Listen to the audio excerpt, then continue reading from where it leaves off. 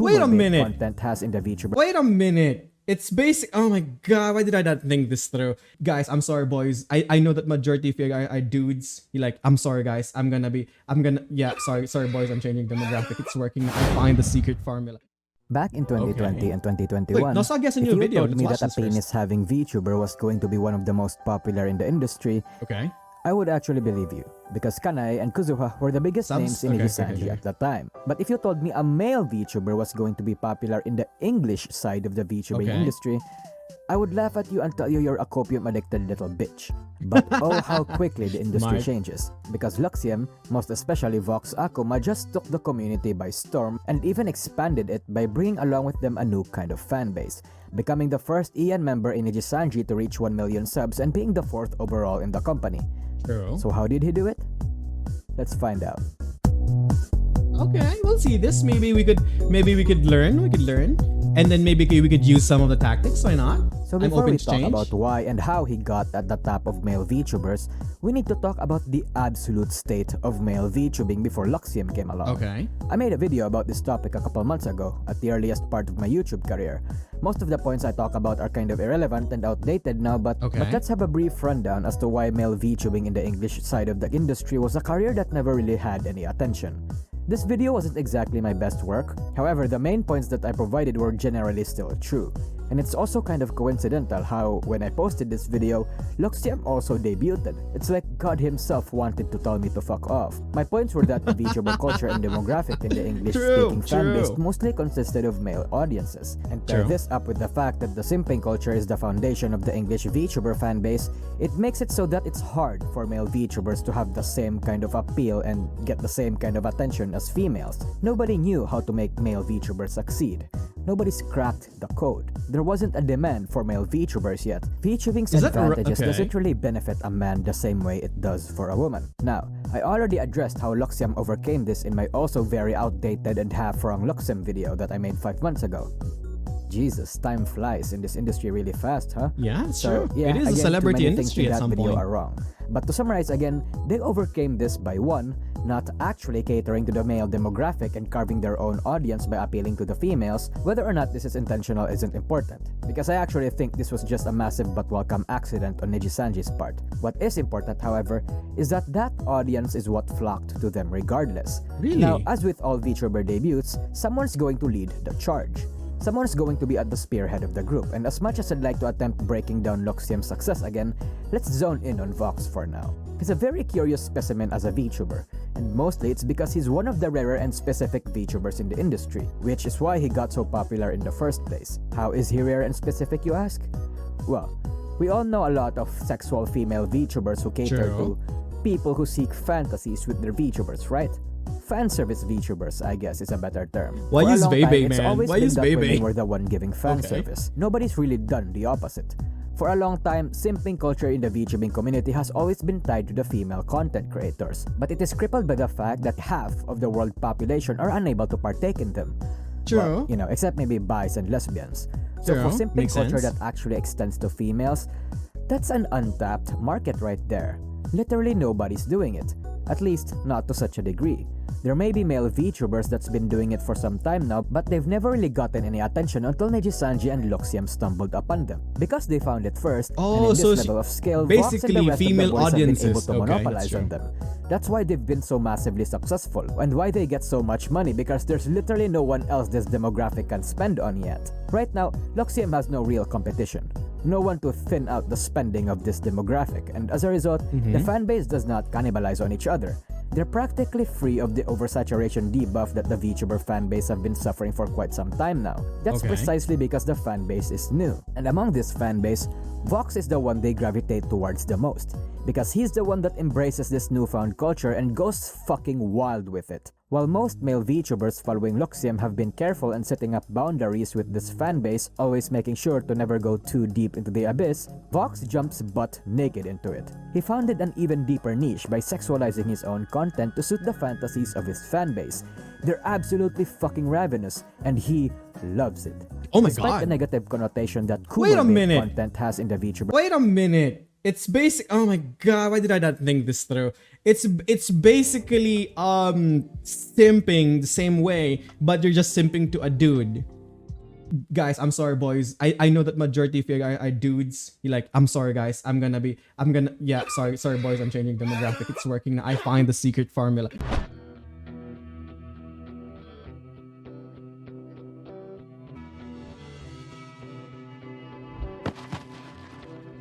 No, but joking aside, yes. I think it's just because that's Vox Akuma's take on VTubing. He found a niche market, he struck really hard, he went and dived in, and he did perform really well on that too. I think that's the main caveat that he's been doing it. And he has been very successful on that because, again, supply and demand. There is a demand for, you know, a male VTuber that goes into it, you know, and, you know, goes on full NSFW. Not really NSFW, but maybe more on the lewd side, you know, maybe ASMRs that could give the girls tingles down there. You know what I mean?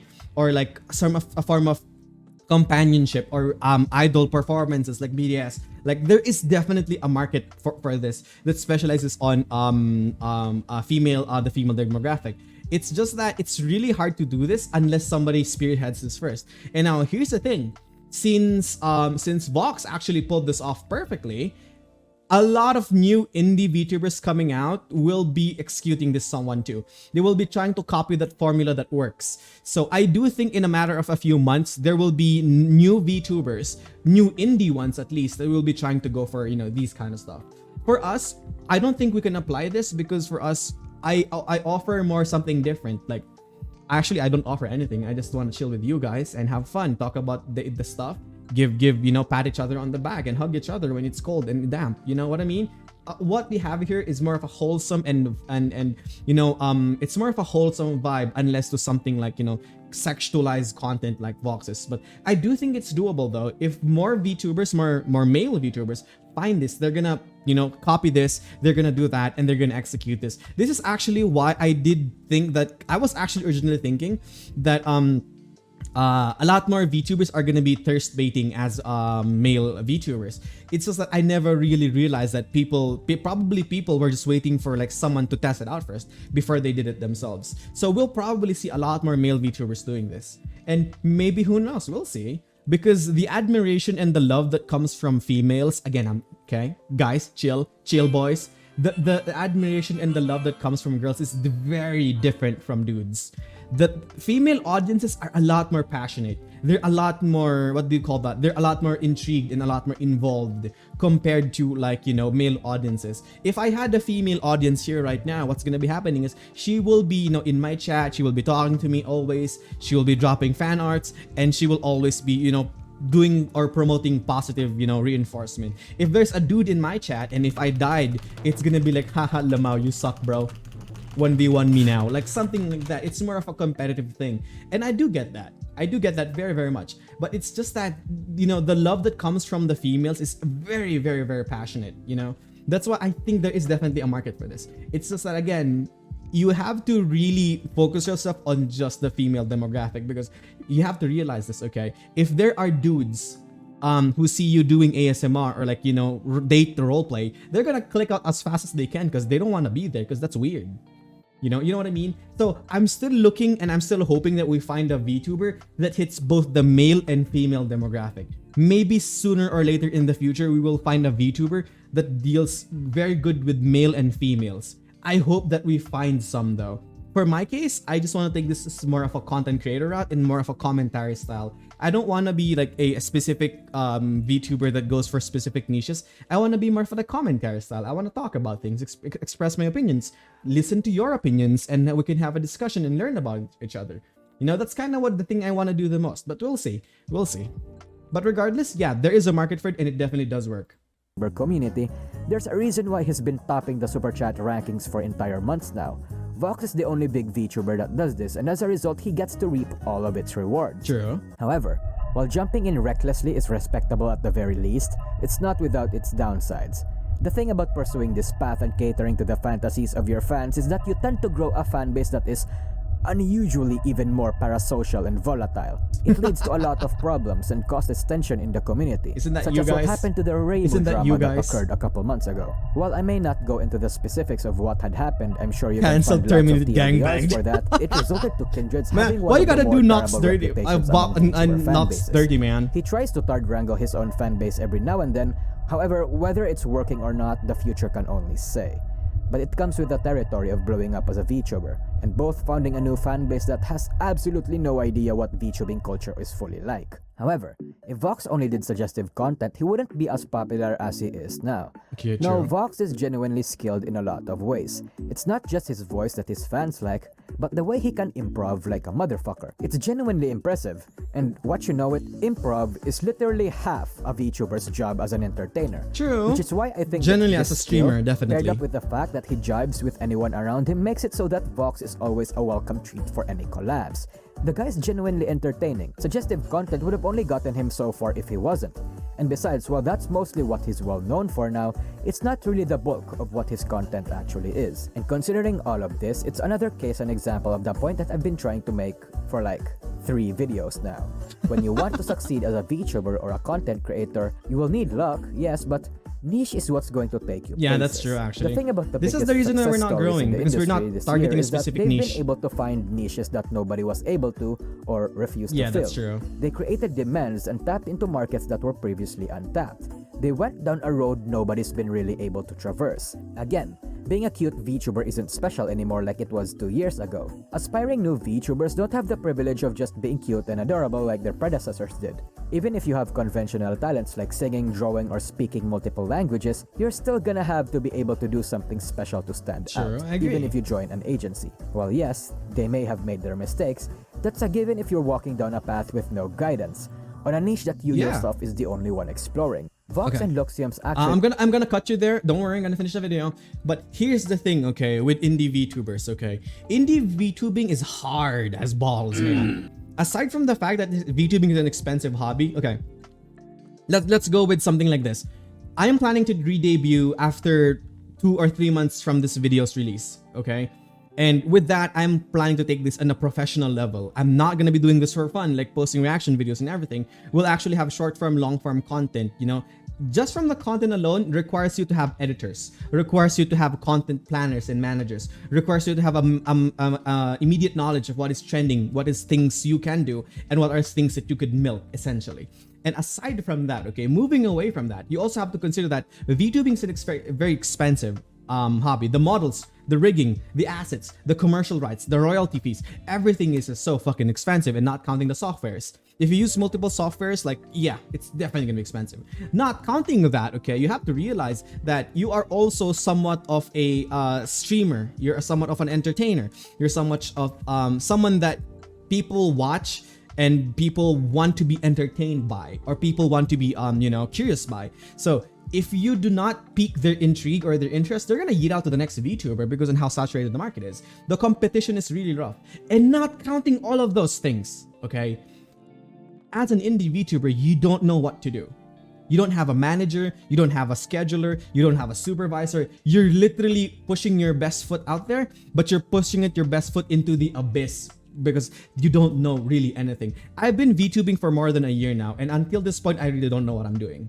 At this point, the only thing I could say is like, hey, I stream because I like you guys, I like talking with you guys, we have fun, we talk about stuff, we meme, okay? This is why my take in VTubing is more like, hey, you do it as a hobby, you don't do it professionally. But, you know, for my case, I actually already found what I want to do.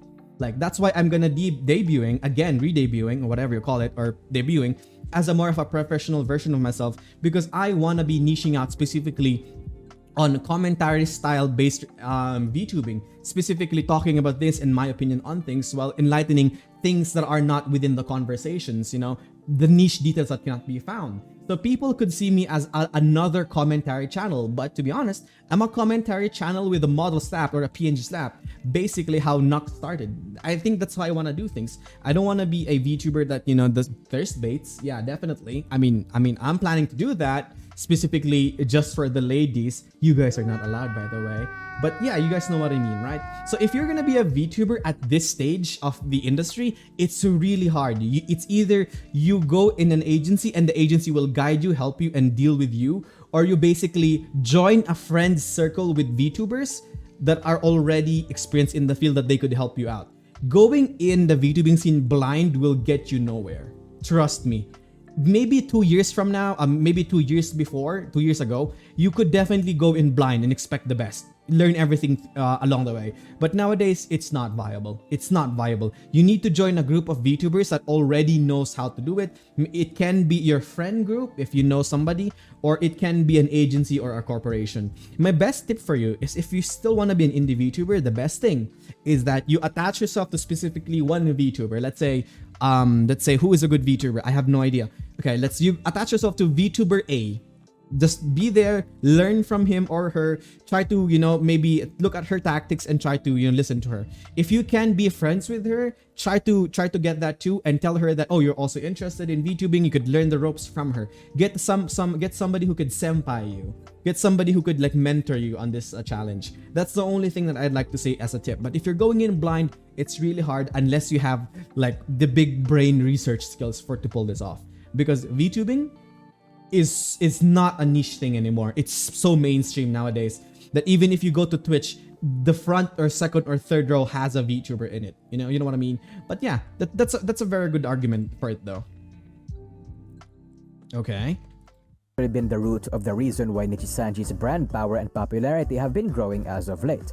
Whether or not you are have into your their own niche content though, or are part of the fan base that they appeal okay, to, what's my I niche? think it's undeniable that their contribution and the fan base they bring along with them is a welcome addition to the VTuber industry. The thing about big dubs for any VTuber in the community, whether they're indies, part of the big three, or small corpos, is that they trickle down and spread eventually.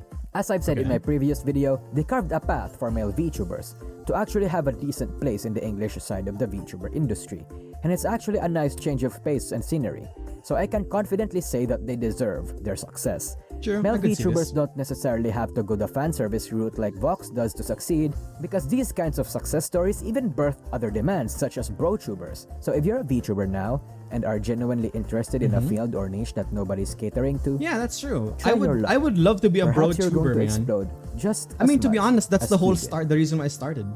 Like, Hey everyone, thanks for bro-tubing, watching the I think video. is the best Leave a way like. for me to do this. That's what we have been doing. Because like, that's why majority of you guys are mainly dudes, because we talk about things that dudes like. Warhammer 40k. We talk about like what is the most optimal way to get in tower fantasy, to grow in tower fantasy. What is, for example, what is the best way to do when you have someone's bullying you? Like, do you fight them, in a male perspective, like what do you do if your girlfriend is doing this or that? Like, majority of the things that we do is mainly bro thing. We're like, at this point, I would like to call myself as a bro tuber. That's the whole reason why we barely have a small we have a very small audience of girls here. I think, yeah, very niche. I think I would say like 20% females. But aside from that, yeah, it is very doable. That's why I do think in the upcoming changes, if we really want to go big, we really, as male VTubers, really have to capitalize on the opposite sex, which is the female demographic. It's just that the people who have been supporting you along the way, or like the dudes who have been supporting you all the way, would kind of find it distasteful, and they were gonna say something like, "Oh, you changed. I don't know you anymore, man. You're not the Ryozen that I used to know, or you're not the person that I used to know." I mean, something along those lines. But yeah, great video. I've been talking so much, I kind of it's kind of messing up my throat. We had like a 6-hour reaction stream and my throat hurts. I've been talking every 5 minutes. But great video. Let's move on to the next one, boys. I appreciate it. Let's go. Oh yeah, if you guys are thinking if we're gonna pull off the Vox strat, we'll see. Because the thing is, I do know how to pull it off. I do know how to pull it off, but I'm not sure if I'm gonna pull it off. But we'll see. Next video, boys.